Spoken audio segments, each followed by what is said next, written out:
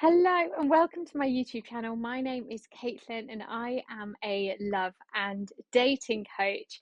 Now, last week I did a video about the spark and really what we can kind of do to move ourselves from the area of not being attracted to unavailable people or that roller coaster anymore, but not quite being attracted to and feeling the spark and having kind of successful relationships with other people who are available. And I got so many questions on it, and that's this kind of grey area. But a lot of them were around, why shouldn't we be looking for the spark? Doesn't that mean we're settling? And all those kind of things. So, as I said last week, I wanted to do a bit of a deeper dive into this topic because it is so important. So, we're going to be looking at what the spark means and also when we shouldn't be using it as an indicator of romantic success, and also when actually we should accept that something isn't there. Now, for me, when we're dating, of course, there has to be an element of attraction because that's the difference between a roommate and a partner, right? But it comes, and even if that attraction is like 10%, let's say, but it becomes an issue really when we're fixating on the spark as the kind of only indicator of romantic success. And we're looking and we're waiting for that kind of like insane chemistry, that love at first sight, that knowing. Because when we're sat in that space and when we're looking for that, then realistically, it means that a lot of the time we write people off that we should have given a chance to, and we write people off that actually are far more compatible to us than the people who are creating these kind of insane emotions and huge roller coasters. So, for a lot of people, this kind of idea of a chemistry or attraction or the spark actually can be tangled up in deeper things such as anxiety and attachment styles, or being drawn to unavailable people, or kind of unhealthy dynamics. So let's dive into maybe 5 key reasons why the spark isn't always an indicator of romantic success. Number one, sometimes actually the spark can be a red flag. Now, this might be a bit of a controversial one, but sometimes attraction has more to do with our attachment style and our history. So, if we've been used to a constant push or pull and that constant roller coaster where your romantic life has been kind of marred by uncertainty, it hasn't been straightforward, we will get used to a certain amount of adrenaline when dating. This means in turn, kind of when somebody backs off, we feel, like crap. But when they come back, when somebody, that we're not sure of gets in touch, when they reach out to us, we feel on top of the world. Now, our attachment system and our body chemistry starts to associate this up and the down with attraction, with butterflies, with love, and with excitement. Hence, when we meet somebody and those feelings are evoked within us, actually, usually it can be a sign and a bit of a red flag that we know this feeling already and it might not lead to a healthy dynamic. Whereas when those feelings aren't there and things can be a little bit more stable, a little bit more consistent, somebody is showing up for us, they're arranging dates, it can kind of be all smooth sailing. Actually, it can feel like there's something missing. It can feel a bit boring, and we write these people off.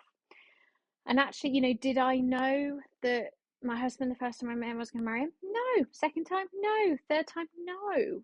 Like, I didn't, that kind of because it felt calm, it felt easy. I was quite suspicious. I was like, I'm not sure about this. I do think there's something missing, because my brain and my body were so used to what I had previously experienced. The second marker of the spark not always being an indicator of romantic success is we need to look at the spark versus the slow burn and a kind of context around it. So actually, who was it? I think it's Logan Ury, the behavioural scientist at Hinge. She referenced a study in a lot of her work that claims actually only 11% of people claim love at first sight, which means for almost 90% of other people, there is more of a slow burn. chemistry can build from that connection. So for me, as long as there is that little bit of attraction, even if it's 10% at the beginning, or you find something that's attractive about them, then that can build and that can grow. And the more time you spend with somebody, the more you see them, the more different qualities they show you, they will either become less attractive or more attractive, which is why we can't always assume that just because you've got great chemistry with somebody from the off, it means it's going to last. So I always say, unless there's a really strong reason not to, go on a few dates with them. You've got nothing to lose. Everybody keeps talking about saving time, but actually giving somebody a chance and slowing down and taking your time, ironically, in the long term, will work out better for you. The third reason is that the spark doesn't equal compatibility, and it doesn't equal long-term compatibility, to be honest. We can fancy somebody and actually not like them as a person. I've definitely been in that situation. You can fancy somebody not being on the same page as what you're looking for. You can fancy somebody and hold totally different values, which means a relationship would be really, really difficult with that person. So it's more important, rather than searching for this, fireworks and movie-like feeling, that we look at how we want to feel in a relationship. We look at what our values are, and we intentionally date. Number 4, some people are just really sparky. Some people are hot and charming and very charismatic. And a lot of the time, these are the people we feel we've got that spark with, we've got that chemistry with. But actually, that is about them rather than your connection and the connection you have together. So sometimes we've just got to let those people go and accept that, yeah, they're great, but it doesn't mean it's going to be long-term successful. Now, one question I did want to address as well is, somebody asked me, but if there's no spark, if there's not that, knowing, that kind of instant connection, does that mean you're settling?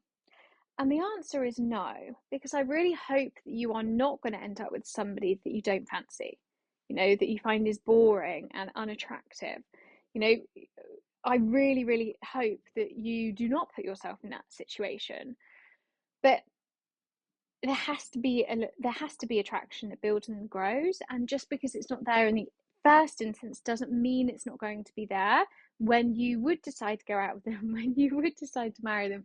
If you don't feel that spark by the time you're getting married, or you don't feel that attraction or that connection by the time you're getting married or going out with them, that's an issue. Okay.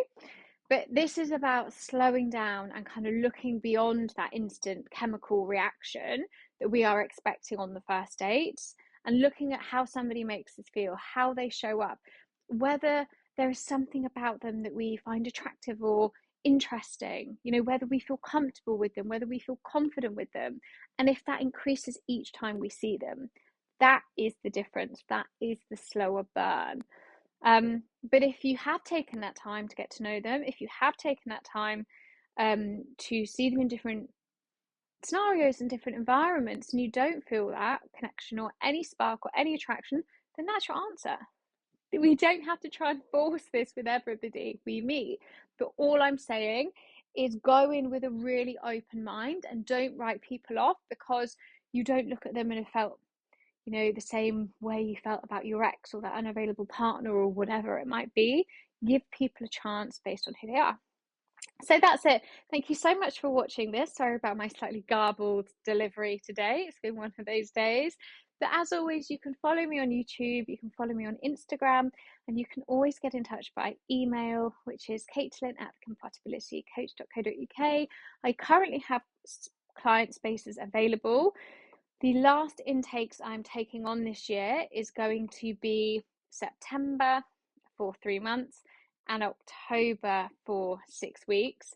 I will then be closing my coaching doors to 2025, probably in the summer, so summer 2025.